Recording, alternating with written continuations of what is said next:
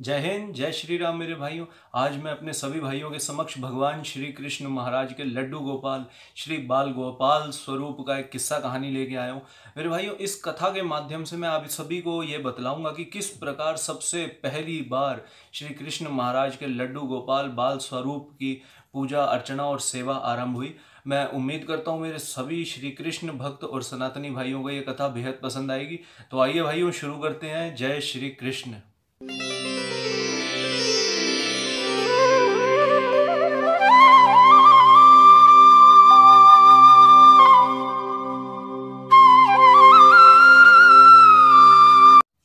बहुत बहुत पुरानी बात है। आगरा में एक बहुत बड़े श्री कृष्ण भक्त अपनी धर्मपत्नी और अपने सुपुत्र के साथ निवास किया करते थे। इन कृष्ण भक्त का नाम था श्री कुम्मन दास और जो इनके छोटे से सुपुत्र थे उनका नाम था रघुनंदन। अब कुम्मन दास जी के पास श्री कृष्ण महाराज की गौ माता के साथ एक प्रतिमा थी, एक मूर्ति थी, जिसकी दिन रात कुम्मन दास जी सेवा किया करते। सुबह उठते ही वह उनको स्नान आदि करवाया करते, भगवान के वस्त्र बदलते, उनको भोग वगैरह लगाया करते, भगवान श्री कृष्ण का श्रृंगार आदि करते। तो इस प्रकार पूरा दिन वह श्री कृष्ण भगवान की भक्ति और सेवा में लीन रहते। अब कुम्मन दास जी ने अपने रिश्ते नातेदारों के घर भी आना जाना छोड़ा हुआ था, किसी सगे संबंधी के यहाँ नहीं जाते थे, क्योंकि उनको पता था कि वह 2 दिन के लिए भी किसी अपने सगे संबंधी के यहाँ चले गए तो पीछे से उनके कान्हा जी को भोग कौन लगाएगा, उनके कृष्ण महाराज के वस्त्र कौन बदलेगा, उनको स्नान कौन करवाएगा। तो इसी कारण कुम्मन दास जी ने अपना सारा जीवन श्री कृष्ण महाराज की सेवा में अर्पित कर दिया था, समर्पित कर दिया था।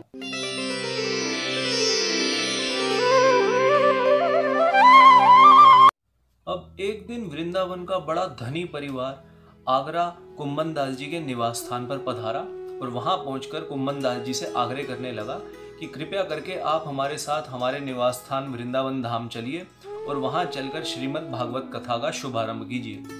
अब यह बात सुनकर कुम्मन दास जी एक दुविधा में पड़ गए और उन्होंने जवाब दिया कि भाई, मैंने तो सारा अपना जीवन भगवान श्री कृष्ण महाराज अपने कान्हा जी की सेवा में समर्पित कर दिया है। यदि मैं आप लोगों के साथ वृंदावन धाम श्रीमद् भागवत कथा का पाठ करने के लिए 1 सप्ताह के लिए चला गया तो पीछे से मेरे श्री कृष्ण महाराज की सेवा कौन करेगा, इनको भोग कौन लगवाएगा, मेरे कान्हा जी को स्नान कौन करवाएगा, इनका हार श्रृंगार कौन करेगा। तो इस कारण मैं आप लोगों के साथ वृंदावन श्रीमद् भागवत कथा का पाठ करने नहीं जा सकता, मैं इस कार्य में असमर्थ हूँ।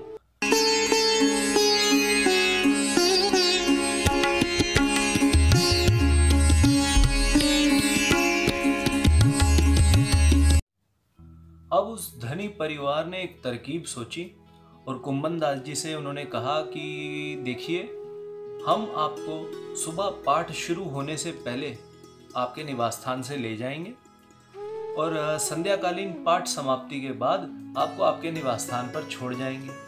इससे लाभ यह होगा कि आप जल्दी उठकर सुबह भगवान श्री कृष्ण को स्नान करवा सकते हैं, उनका हार श्रृंगार कर सकते हैं, उनको भोग लगा सकते हैं और उनकी आरती कर सकते हैं। और संध्याकालीन जब हम आपको आपके निवास स्थान पर पहुंचा देंगे तो आप रात्रि को उनकी शयन आरती भी कर सकते हैं, उनको भोग लगा सकते हैं। अब बची उनके दोपहर के भोग की बात, दोपहर की आरती की बात, तो ये कार्य तो आपका छोटा सा सुपुत्र रघुनंदन भी कर सकता है। बस फिर क्या था, ये तरकीब कुम्मन दास जी को जच गई और उन्होंने वृंदावन धाम जाकर श्रीमद् भागवत कथा आरंभ करने के लिए हामी भर दी।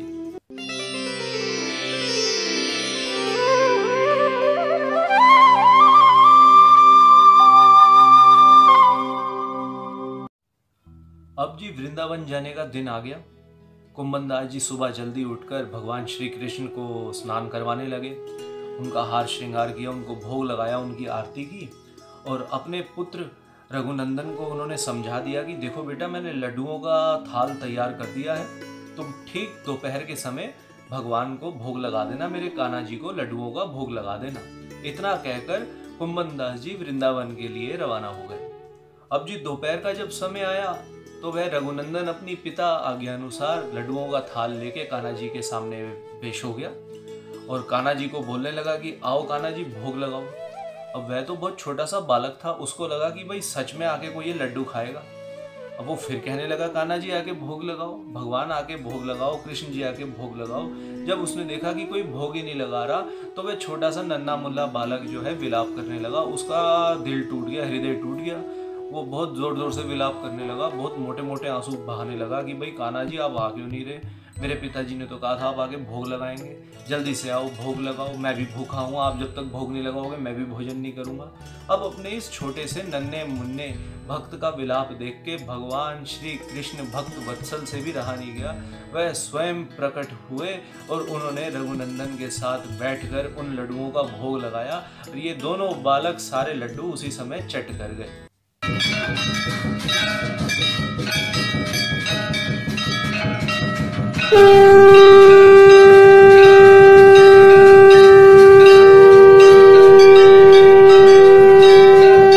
अब रात्रि को जब कुम्भन दास जी अपने निवास स्थान लौटे तो उन्होंने अपने नन्हे मुन्ने बालक रघुनंदन को घर लौटते ही कहा कि बेटा दोपहर के लड्डुओं का प्रसाद ले आओ, मैं उसे ग्रहण करूंगा।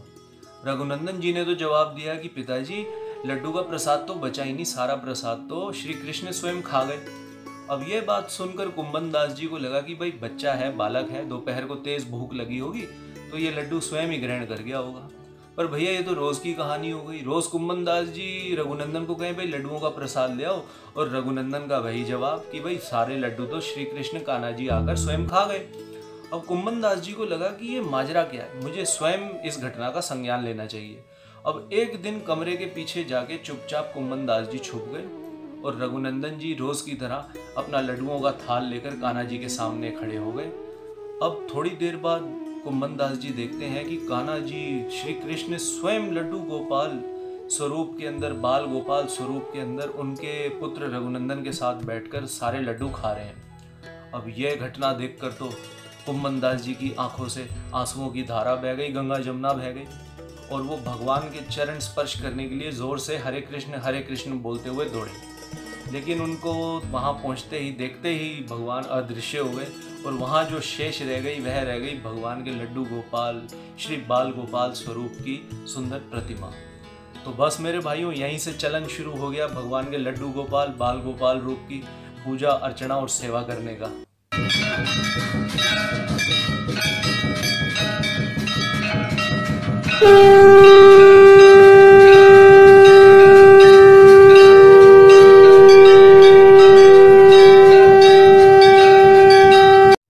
मैं आशा करता हूँ मेरे सभी भाइयों को बाल गोपाल की ये कथा, मेरे श्री कृष्ण महाराज की ये कथा बेहद पसंद आई होगी।